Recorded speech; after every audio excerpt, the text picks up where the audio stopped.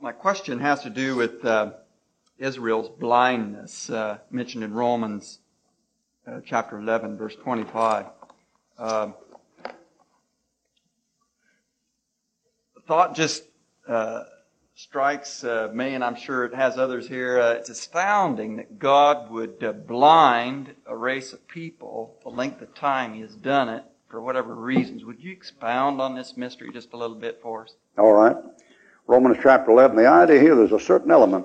There's an element here in the passage of predestination. There's an element of fatalism in here. The element of fatalism in here because it looks like God deliberately did something in order to destroy somebody, and evidently He did. Romans 11:25. I would not, brethren, you should be ignorant of this mystery. So the first thing you need to know about it is it's a mystery. It isn't going to just get explained off the cuff. Lest you should be wise in your own conceit, that blindness in part is happened to Israel, not completely. But if there's some Jews getting saved all through the church age, is in part. Paul himself is a Jew. Matter of fact, in John chapter 12, he read, nevertheless, among the chief priests, many believed on him. But because the Pharisees, they did not confess him, lest they be put out of the synagogue, for the love of the praise of men more than the praise of God. And in the book of Acts, there were many priests obedient to the faith. So it's only in part. I should be wise in your own conceit, that blindness in part is happened to Israel until the fullness of the Gentiles be come in, and then all Israel shall be saved. All that are there when the Lord comes back. I'm talking about all that ever lived. You know, it can't be all that ever lived, because 1 Thessalonians says, the Jews are forbid the preaching of the Gentiles, for the wrath of God is come upon them to the uttermost. So an unsaved Jew in this age goes to hell just like an unsaved Gentile. When he says all Israel should be saved, he's talking about the people there when the Lord comes back. Now, in regards to God's hand in this, verse 8, according as it is written, God hath given them the spirit of slumber, eye they should not see, ear they should not hear unto this day. Now I said God did it to them. God did it to them. Where's that quotation from? Where is it? Isaiah 29. All right, come to Isaiah 29 and pick up the context, the quotation. Isaiah 29, 10.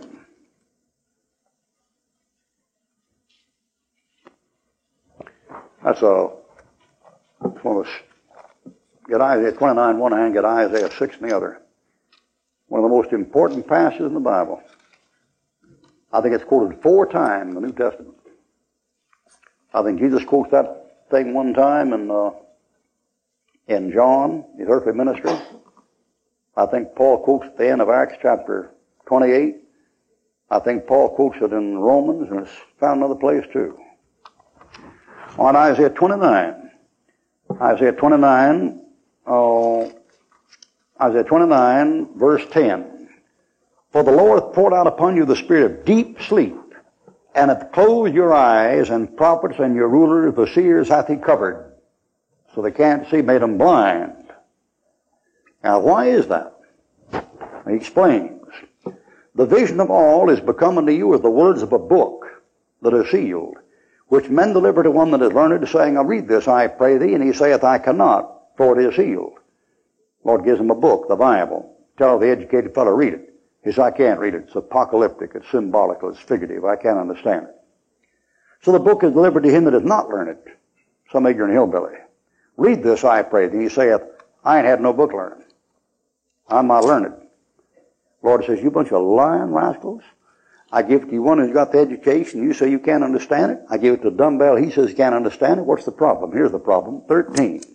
Wherefore the Lord saith, for as much as this people draw near me with their mouth and with their lips to honor me, and have removed their heart far from me, and their fear toward me is taught by the precept of men, therefore I will produce through a marvelous work among this people, and of a marvelous work and wonder, for the wisdom of their wise men shall perish, the understanding of their prudent men shall be hid. That's all reference to the Gospels in 1 Corinthians, about God making foolish the wisdom of this world. Woe to them that seek deep to hide their counsel from the Lord, and their words from the dark, and they say, who seeth, or who knoweth us? The trouble is the heart. The Lord blinded them because the heart wasn't right. The Lord blinded them because they were getting away with murder and pretend like he didn't know what they were doing. Isaiah 6, verse 8. Isaiah 6, verse 8. Also I heard the voice of the Lord saying, whom will I send, and who will go for us? Trinity speaking. Then said I, here am I, send me. Missionary call. And he said, go and tell this people, the Jews, hear ye indeed, but understand not, and see ye indeed, but perceive not. Make the heart of this people fat, make their ears heavy, shut their eyes, lest they see with their eyes, there's that blindness, and hear with their ears, and understand with their heart, and convert, and be healed. Make them blind so they can't get converted. Blind them, why? Because of sins. Heart trouble. Then I said, Lord, how long? And he said, till the tribulation, till the cities be waste without inhabited, and the houses without man, and the land be utterly desolate, and the Lord will remove, so forth and so on down through there. One more passage, and we'll close here, John chapter 12. The blindness of the Jew in this age, and the mystery is due to the fact that they rejected the truth. There's an old saying, light rejected becomes lightning. Light rejected becomes lightning. God isn't obligated to give you light where you've rejected light. The way to get more light is to go by the light you have. That's a principle the psychiatrists know nothing about at all. Light rejected becomes lightning. It's really something. I remember one time I was flying a plane somewhere, I don't even know where now. I've been up there in the air longer than a seagull with sore feet.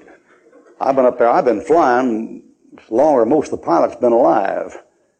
And I'm up there in some plane somewhere, 32,000 feet, and I got a Jew sitting next to me. We just had a dinner, steak and the whole works. And I'm trying to witness this Jew, and he gave me all this stuff about the suffering servant of Jehovah is Israel and not Jesus Christ. And I'm trying to run him through Psalm 22 and Isaiah 53. And he reads Isaiah 53. He was wounded for our transgression. He was bruised for our iniquity. The chastisement of our peace was upon him. With his stripes were healed. All we like sheep have gone astray. We turn everyone away. Let's read on down through there. And he read that thing, and he said, that's Israel, that's Israel, that's Israel. And I just sat there and looked at that guy. Thought to myself, this is fantastic. I mean, I read someplace back there in Deuteronomy, someplace where he says to the converts, I'll feed you and make you to ride upon the high place of the earth and give you the heritage of Jacob your father. I thought to myself, here am I sitting in this plane, riding in these high places, and God's feeding me, and here I am, an old Gentile dog.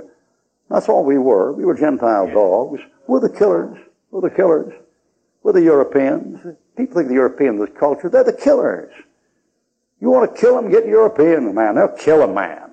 Nobody in Africa has ever killed people like Europeans kill them. If you want to get a war going, get Europeans, man. They'll fix you good, man. That last one, they killed 22 million people. Genghis Khan never did that good. And you see, you were savages. So you used to think of yourself as culture, you're savages, you people. And when Abraham, Isaac, and Jacob and all that bunch, God was calling them out, when the Jews were worshiping in Jerusalem under Solomon, you people around the bushes killing each other and hunting wild boar and skinning bears and wearing bear skins and gambling your lives, throwing dice, and getting hit down by lightning, God knows what. You bunch of savages. And so I'm sitting up this plane, here I'm this old Gentile dog, this uncircumcised Gentile dog, and here I'm sitting next to a son of Abraham, Isaac, and Jacob, and I've got his book and understand it, and he don't understand his own book. That's the mystery. John chapter 12, verse 37. Now here's the cause. Now I'll begin at 35. Then Jesus said to them, yet a little while is the light with you. See? Light rejected becomes lightning. Lest darkness come upon you, for he that walketh in darkness knoweth not whither he goeth. While you have light, believe in the light, that ye may be the children of light. These things spake Jesus and departed, did hide himself from them.